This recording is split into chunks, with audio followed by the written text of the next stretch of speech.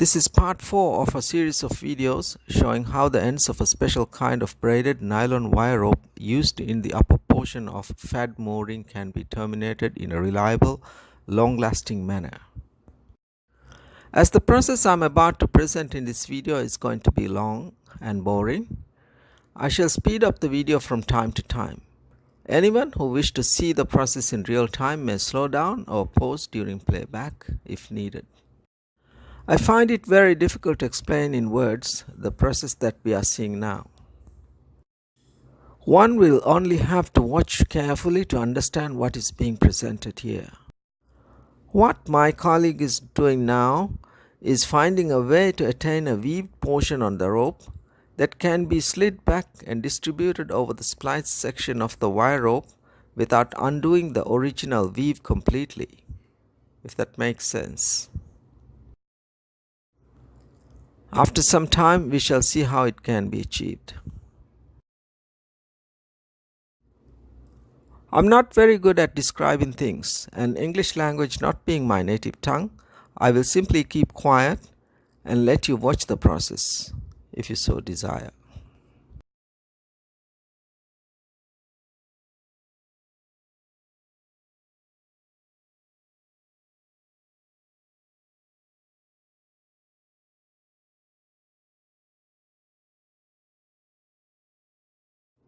The information presented here in this series of videos is rare and not available on the World Wide Web.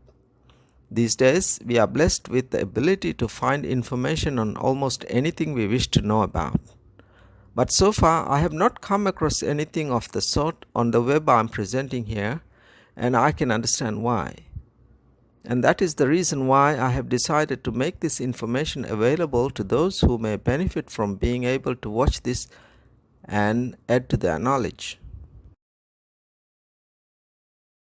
This is going to take long, but I know if I skip this section from the video, it would be difficult to understand. So, I will keep shooting, but speed up the playback rather than drop this important segment. Maybe then, if needed, the whole part can be viewed in slow motion.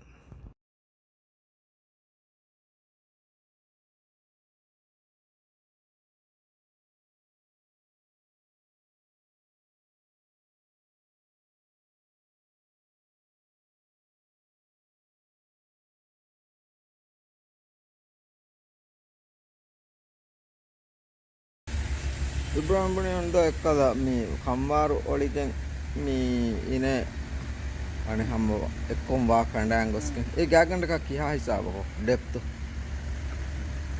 gaganda ka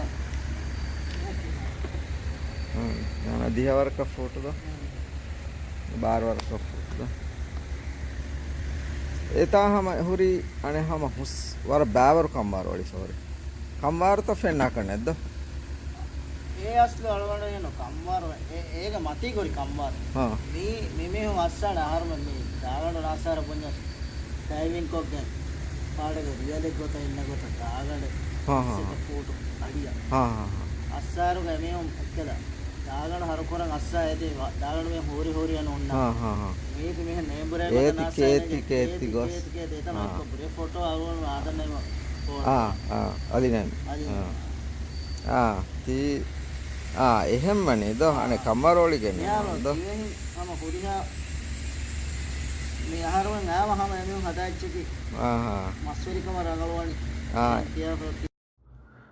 The work is slow going and I try to get my colleague into some small talk.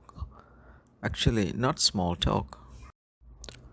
I know about the potential damage to this portion of the FAD mooring, and so I asked about his eyewitness incidents where one of the FAD moorings was almost on the verge of breakdown before they were able to salvage it. When that particular FAD was taken up for repair, he said it was found to be held by the rope only. The outer nylon braiding at about 12 feet from the surface buoy was cut all around the wire at this single point.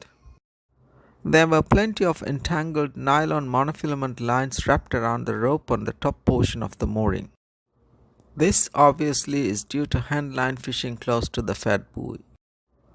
But the reason for that braided cut on that particular FAD may not be from nylon monofilament lines, but rather due to chafing from another source entirely. As I said in one of the other parts of this video series, this is not about FADs or how they work.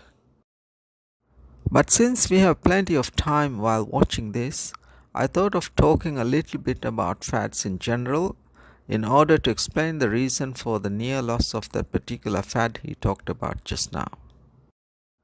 Experience gained over the past years from 1981 to date shows that large quantities of fish become attracted to artificial floating objects tethered to the ocean floor in the same way as fish are seen to aggregate around some surface floating debris found in the open seas.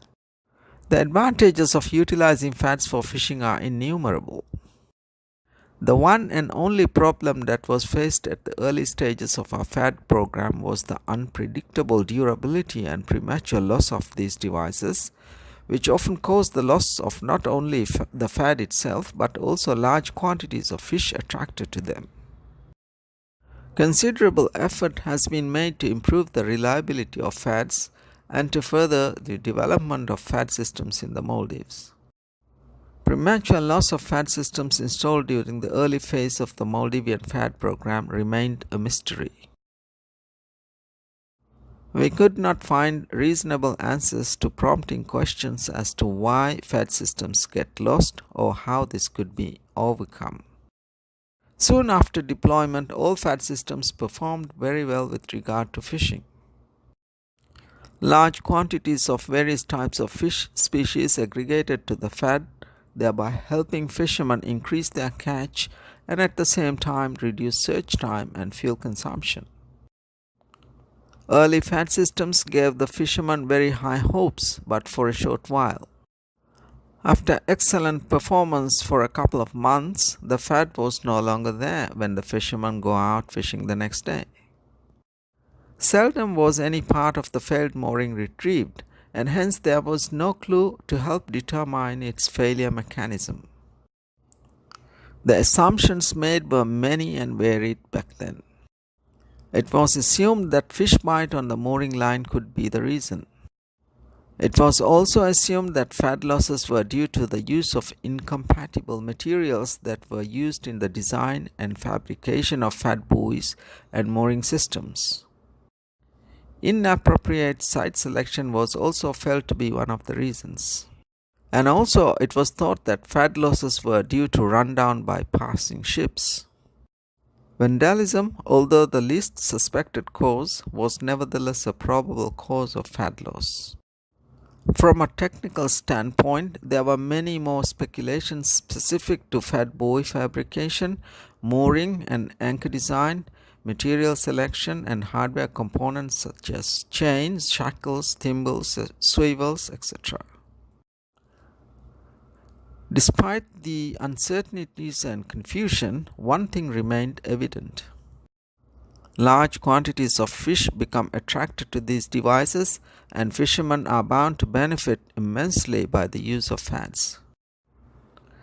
FADs were seen to greatly enhance the predominant method of fishing that have existed in the Maldives for thousands of years. Algae and other marine growth on the surfaces of floating objects in an otherwise open ocean is what kickstarts the process of creating an artificial habitat where small fish tend to dwell on the algae and other growth, while bigger fishes prey on the little ones. Because of this, our FAD systems employ a significantly large floating structure that is attached to the main buoy. But because they are constructed of expensive floats, an item some may want for other purposes, the flotation structure, what we call the attractant part of the FAD, gets stolen sometimes. In such instances, the fishermen who benefit from a particular FAD would want to attach large pieces of netting and other things to the mooring on their own accord and account without realizing the damage they may cause in the process. So my colleague here is one who has seen the damage caused in this respect. He was saying that some fishermen apparently must have attached something to the mooring line to hold pieces of netting that will act as a bait attractant. That, over time, has caused chafing at the area where the outer nylon braiding was cut all around the wire rope of the FAD he talked about just now. One cannot blame the fishermen for not understanding the technicalities of these moorings, and we constantly will have to improvise and find solutions. And in the process of FAD development, we in the Maldives have come a long way in doing exactly that. Okay, after a long wait, we finally see the idea behind all this fondling, massaging, and caressing of the rope. Now, my colleagues have taken it upstairs again because it would be easier to weave the strands over the loop, as we shall see in the next part of this video series. Hope this video is of some help. Until the next video, it's time to say goodbye.